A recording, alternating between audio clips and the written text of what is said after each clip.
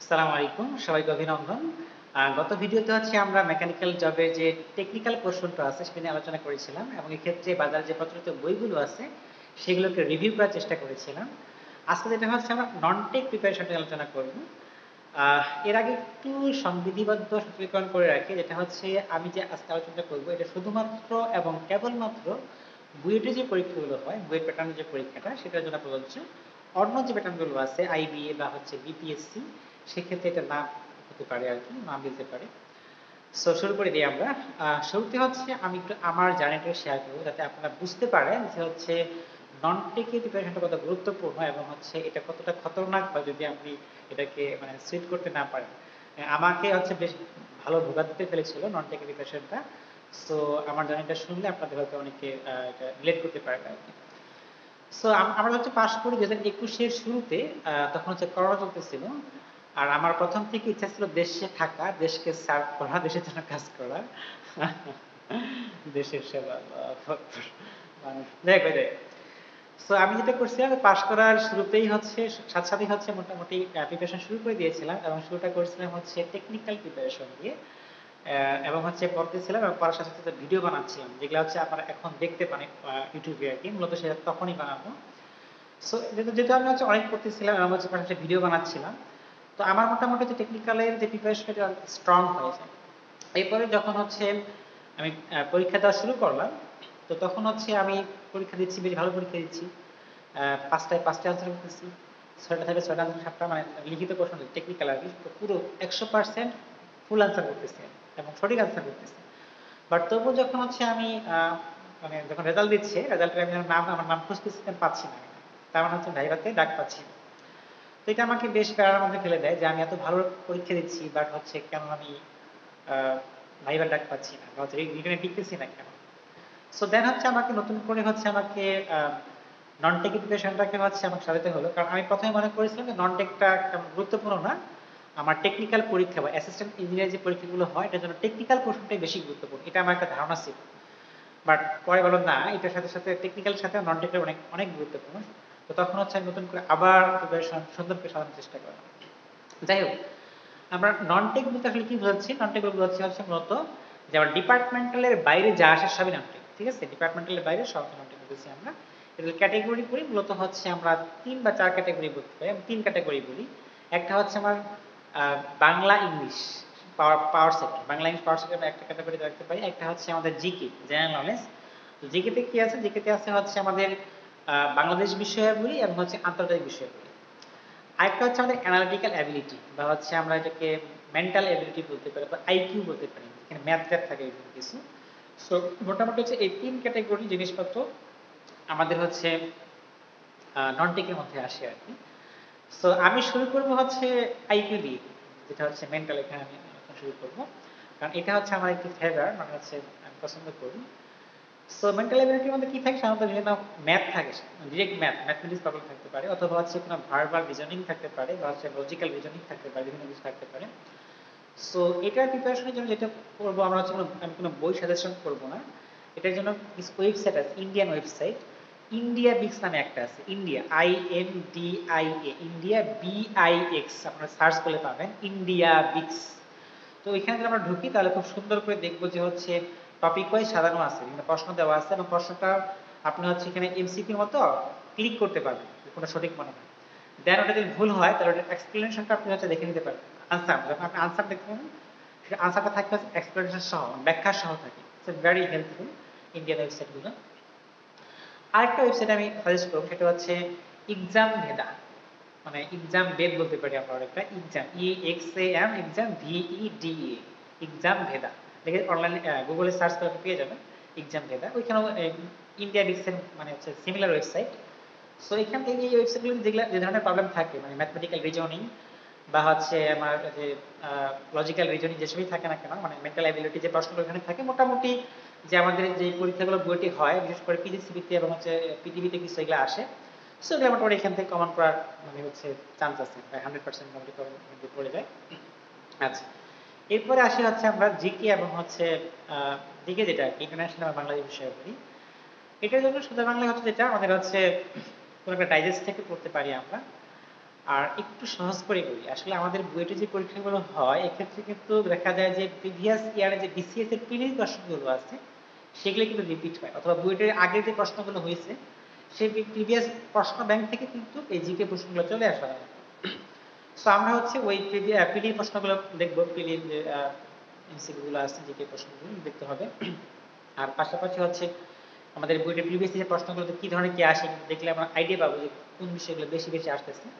So বুয়েটের question bank আর prelim question ব্যাংকটা আমাদেরকে ভালো করে স্টাডি করতে হবে। আর বেটার হয় যদি হচ্ছে আমরা কোনো একটা ডাইজেস্ট থেকে জিকে প্রশ্নটা পড়তে পারি, তাহলে একটু ভালো প্রিপারেশন হবে। মনে হয় দরকার নাই, কারণ অনেকে আবার এই মানে কোশ্চেন ব্যাংক থেকে মোটামুটি ফুল আনসার কমন ফেলতে পারে আর কি। সো এটা আপনারা করতে পারেন। এরপর চলে আসছি আমরা বাংলা এবং হচ্ছে ইংলিশে। তো বাংলা যেটা হচ্ছে বাংলা দুটো, একটা হচ্ছে বাংলা সাহিত্য, একটা হচ্ছে বাংলা ব্যাকরণ, বাংলা গ্রামার যেটাকে বলতে পারি। কথা বাংলা সাহিত্যে আসি। বাংলা সাহিত্যে একই কথা, যেটা হচ্ছে প্রিভিয়াস এর প্রশ্ন থেকে পড়তে হবে আমাদেরকে, বিসিএস এর বা হচ্ছে বইটি যে আগে থেকে যেটা আসে সেগুলো, অথবা কেউ ভালো করে প্রিপারেশন চাইলে একটা ডাইজেস্ট থেকে পড়তে পারি আমরা। হ্যাঁ, এবং অবশ্যই পড়ার ক্ষেত্রে খুব একটা প্র্যাকটিস করতে হবে বেশি বেশি করে বাংলা বই। বাংলা অবশ্য আমরা সেই ছোট ক্লাস থেকে পড়ে আসতেছি, তো অনেক কিছু যখন আমরা পড়বো মানে হচ্ছে আমাদের কমন লাগবে, বাট এগুলোকে আবার রিপিট করে পড়ে পড়ে এগুলোকে আমার আয়ত্ত করতে হবে, কারণ পরীক্ষাতে আমি লিখতে পারি। সো এইগুলো বাংলা দুইটা প্রশ্ন দুটোই পড়তে হবে এখান থেকে, ইংরেজির প্রশ্ন থেকে পড়তে হবে। আর ভালো প্রিপারেশনের জন্য অবশ্যই কেউ চাইলে ব্যাকরণও পড়তে পারেন, যে আমাদের 19 যে ব্যাকরণ বইগুলো আছে সেগুলো পড়তে পারেন, অথবা ডাইজেস্টগুলো যেগুলো থাকে সেগুলো পড়তে পারেন। বাট আমার মনে হয় এত কিছু দরকার আছে, প্রিভিয়াস এর প্রশ্ন পড়লে যথেষ্ট হওয়ার কথা ইনশাআল্লাহ। আচ্ছা, এরপরে যেটা হচ্ছে ইংলিশটা একটু মজার, কারণ হচ্ছে ইংলিশে দুইটা পোর্শন, যে ইংলিশ গ্রামার এবং ইংলিশ লিটারেচার।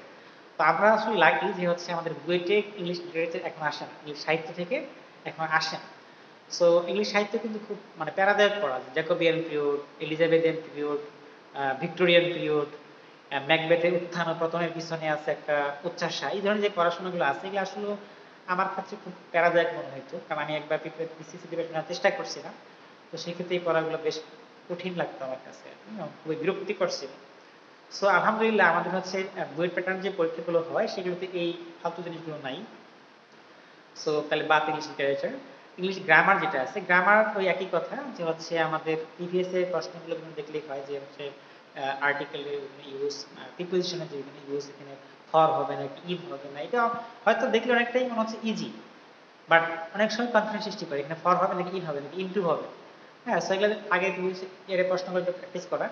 তো এই ক্ষেত্রে হচ্ছে ইন্ডিয়ান ওয়েবসাইটগুলো বেশ ভালো হেল্প করতে পারে। আমি যে দুটো ওয়েবসাইটের কথা বললাম, এরকম আরো কিছু ওয়েবসাইট আছে, যেমন বাইজুস আছে, বাইজুস BYJUS, লিখে সার্চ দিলে পাবেন আপনারা।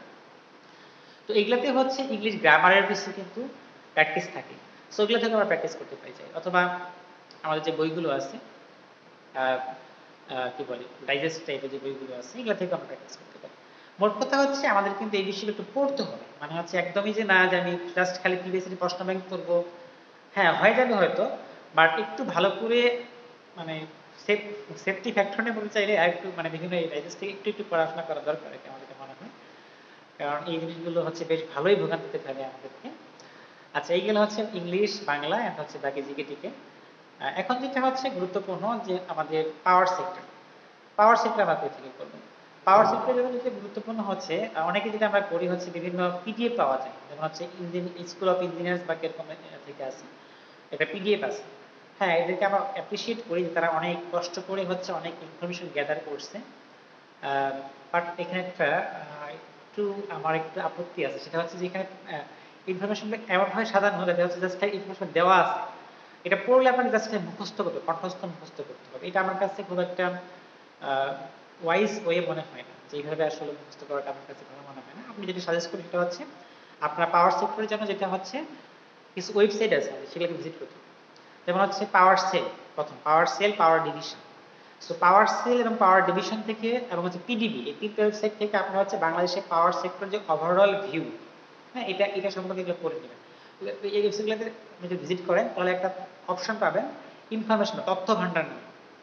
তথ্য ভান্ডার থেকে হচ্ছে আপনার এই ইনফরমেশনগুলোকে পড়ে নিতে হবে, খুব ভালো করে পড়ে নিতে হবে প্রত্যেকটা জিনিস, যে হচ্ছে বাংলাদেশের পাওয়ার সেক্টর মানে পুরো ওভারভিউটা লাগবে আর কি। দেন হচ্ছে আপনার যেই কোম্পানিতে পরীক্ষা হচ্ছে, সাপোজ পিজিবিতে পরীক্ষা, পিজিসিবিতে পরীক্ষা হচ্ছে, সো পিজিসিবির ওয়েবসাইটটাকে আপনাকে ভিজিট করতে ভালো করে। ওইখানে হচ্ছে গুরুত্বপূর্ণ হচ্ছে পিএসসিবি যে প্রোফাইলটা, কোম্পানি প্রোফাইল থাকে, একটা অপশন থাকে কোম্পানি প্রোফাইল। সো কোম্পানি প্রোফাইলটা আপনাকে খুব ভালো করে করতে হবে, যে এদের কি পেইড আপ ক্যাপিটাল কত, হ্যাঁ, সো এই জিনিসগুলো হচ্ছে খুব ভালো করে, শেয়ার কতগুলো শেয়ার আছে, হ্যাঁ, সো এই জিনিসগুলো হচ্ছে আমাদের খুব ভালো করে জানতে হবে। আমাদের পিজিএমসি শুরু করে বলি, যাদের হচ্ছে সাবস্টেশন কয়টা, এবং হচ্ছে তাদের পাওয়ার যে লাইন থাকে, লাইনগুলো কত ভোল্টেজ, এই বিভিন্ন ইনফরমেশন আছে। সো এই ইনফরমেশনগুলো হচ্ছে আপনাকে ওই ওয়েবসাইটগুলো থেকে করতে হবে। তাহলে কতগুলো ওয়েবসাইট নাম বলা, পাওয়ার সেল, পাওয়ার ডিভিশন এন্ড হচ্ছে বিপিডিবি যেটা আর কি, এগুলো হচ্ছে আপনি ওভারঅল বাংলাদেশের পাওয়ার সেক্টর সম্পর্কে আইডিয়া পাবেন। আর যেই কোম্পানিগুলো পরীক্ষা দিচ্ছেন বা হচ্ছে এমনিতে কোম্পানিগুলো সম্পর্কে জানতে হলে ওই কোম্পানির ওয়েবসাইটগুলো দেখতে হবে। সাপোজ পিজিসিবি, তারপর হচ্ছে আরও আছে ডেস্কো যেগুলো আছে, ডেস্কো ডিপিডিসি, সে সবগুলোতে হচ্ছে আপনাকে ভিজিট করে ওই স্পেসিফিক কোম্পানির বিষয়গুলো জানতে হবে। আচ্ছা, আর এই বিষয়গুলো হচ্ছে আগে বুঝতে হবে যে বাংলাদেশের পাওয়ার সেক্টর কিভাবে কাজ করে। মানে যদি পাওয়ার সেক্টর আমি বলি, পাওয়ার সেক্টর যেটা হচ্ছে প্রথম হচ্ছে একটা আমাদের পিডিবি হচ্ছে সবার মাদার অর্গানাইজেশন। আর যেটা হচ্ছে প্রথম জেনারেশন কোম্পানি আছে কিছু, জেনারেশন কোম্পানি হচ্ছে বিদ্যুৎগুলোকে উৎপাদন করে। দেন এটা হচ্ছে একটা ট্রান্সমিশন কোম্পানি আছে, পিজিসি থেকে বলি, পাওয়ার গ্রিড কথা, ও হচ্ছে কি ট্রান্সমিট করে এক জায়গা থেকে এক জায়গায় নিয়ে যায়। আর ডিস্ট্রিবিউশন কোম্পানিগুলো কি করে, ডিস্ট্রিবিউট করে। সো আপনার এই কোম্পানিগুলো যে ডিফারেন্স, এটাকে বুঝতে হবে। হ্যাঁ, আচ্ছা, এই গেল মোটামুটি হচ্ছে আমার পাওয়ার সেক্টরের ব্যাপার স্যাপার। সো আসলে এই প্রিপারেশনগুলো কিন্তু অতটা মানে হচ্ছে মানে ক্লিয়ার কাট আপনার সহজ কিছু নাই। আপনাকে পড়তে হবে, ইনফরমেশন মনে রাখতে হবে, প্র্যাকটিস করতে হবে। হয়তো আপনি প্রথম কয়েকটা পরীক্ষাতে সফল হবে ওটা এমন না, আস্তে আস্তে পরীক্ষায় দিতে হচ্ছে আপনার এক্সপিরিয়েন্স গেইন হবে, তখন বুঝতে পারবেন যে কোন জিনিসটা বেশি পড়তে হবে, কোনটা কম পড়তে হবে। যখন এক্সপিরিয়েন্স হয়ে যাবে তখন এই বিষয়গুলো হচ্ছে আপনার শুদ্ধ নিতে হবে, নিয়ে হচ্ছে এভাবে প্রিপারেশন করতে হবে। এগুলো আমি র্যাপ আপ করি আগে থেকে, যেটা হচ্ছে কি আমরা হচ্ছে জিকে বাংলা এগুলা মূলত পড়বো হচ্ছে কই থেকে, জিকে বাংলা পড়বো হচ্ছে বিসিএস এবং বইটি যে প্রিভিয়াস কোশ্চেন ব্যাংক আছে, বিশেষ করে বিসিএস এর কোশ্চেন ব্যাংক থেকে পড়বো বাংলা এন্ড জিকে প্রশ্ন করবো, বাংলা ইংলিশ জিকে প্রশ্ন করবো। এন্ড হচ্ছে অ্যানালিটিক্যাল এবিলিটি যেটা আছে, এটা পড়বো হচ্ছে ইন্ডিয়ান কিছু ওয়েবসাইট আছে, যেটা বলে ইন্ডিয়া বিক্স এন্ড এক্সাম যেটা, বা এই ধরনের কিছু আরো ডাইজেস্ট এরকম কিছু ওয়েবসাইট আছে, এগুলা থেকে আমরা পড়তে পারি অ্যানালিটিক্যাল বা মেন্টাল। আর পাওয়ার সেক্টর পড়বো কই থেকে, এই যে আমাদের যে ওয়েবসাইটগুলো আছে, এবং অবশ্যই আমরা আপডেট ইনফরমেশনটা মনে রাখবো পাওয়ার সেক্টর থেকে, মানে পরীক্ষার আগের রাতে অবশ্যই আমরা ওয়েবসাইট থেকে দেখে যাব আপডেট ইনফরমেশনটা। আচ্ছা, তো সবার জন্য শুভকামনা, আপনাদের প্রিপারেশন ভালো হোক এই কামনায় আজকে এখানে শেষ। সবাই দোয়া করবেন। আসসালামু আলাইকুম।